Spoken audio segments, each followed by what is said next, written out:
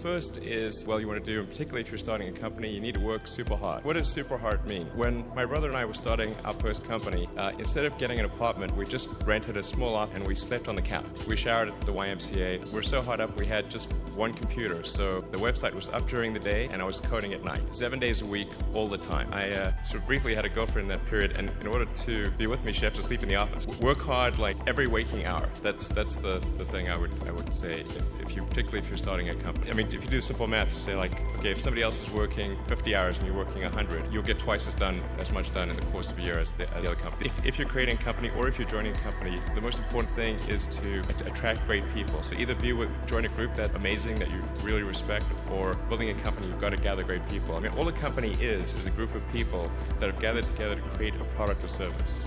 And so depending upon how talented and hardworking that group is, and the degree to which they're focused cohesively in a good direction, that will determine the success of the company. Do everything you can to gather great people if you're creating a company.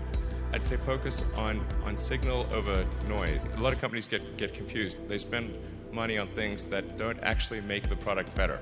For example, at Tesla, we've never spent any money on advertising. Put all of the money into R&D and manufacturing and design.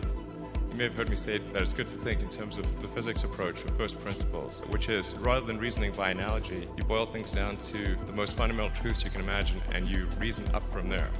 And this is a good way to figure out if something really makes sense or if it's just what everybody else is doing. It's hard to think that way. You can't think that way about everything. It takes a lot of effort. But if you're trying to do something new, it's the best way to think. And that framework was developed by physicists to figure out counterintuitive things like quantum mechanics. It's really a powerful method. But as you get older, your obligations increase.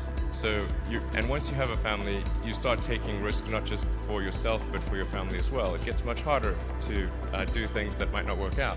Final thing is don't just follow the trend.